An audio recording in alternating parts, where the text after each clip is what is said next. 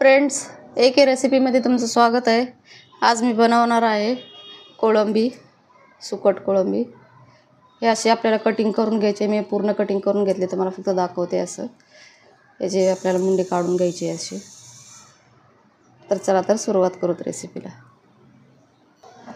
तर मी इथे कढाई घेतले, आपल्याला हे कोळंबी याच्यामध्ये टाकून घ्यायची आणि भाजून घ्यायची चांगली।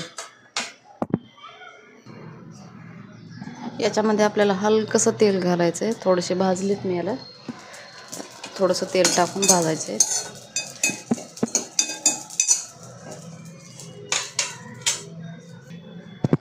हे मी असे भाजून घेतले त्याला। आता याला आपण चला चटणी बनवायची आहे आपल्याला। यामध्ये आपल्याला कांदा टाकायचा आहे। कांदा लाईट ब्राऊन होऊ द्यायचा आहे चांगला।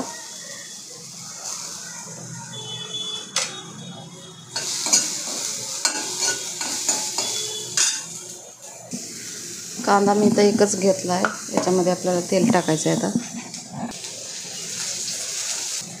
मिक्स करायचं आहे याला चांगलं। यामध्ये आपल्याला लसूण टाकायचं आहे आणि हिरवी मिरची पण टाकायची।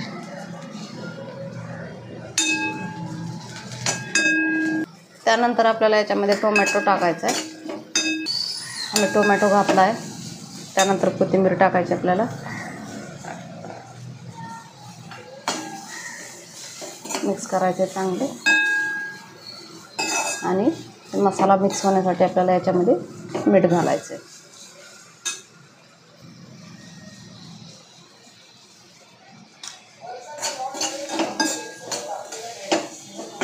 त्यानंतर हळद पण टाकायची आपल्याला याच्यात। मिक्स करून घ्यायचं चांगलं। लो फ्लेमवरती एक 5 मिनिटे आपल्याला याला कव्हर करून ठेवायचं आहे।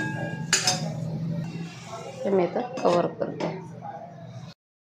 आपले झालेत कव्हर, आपण काढून घ्यायचं आहे। याच्यामध्ये एकदम मिक्स करायचं आहे चांगलं आणि त्यानंतर जे आपण भाजलेली होती ती कोळंबी ही टाकून घ्यायची। याला पण चांगलं मिक्स करायचं आहे। हलकसं पाणी असं हाताने शिंपडायचं याच्यामध्ये आणि याला परत एक 2 ते 3 मिनिटासाठी कव्हर करून ठेवायचं आहे आपल्याला।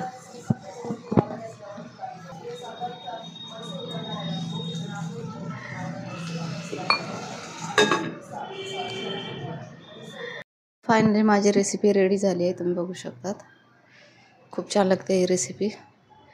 तांदळाच्या भाकरीसोबत तर खूपच छान लागते। तुम्ही एकदा ट्राय करा ही रेसिपी। आणि रेसिपी जर आवडली असेल तर नक्की लाईक करा, सबस्क्राईब करायला विसरू नका। थँक्यू।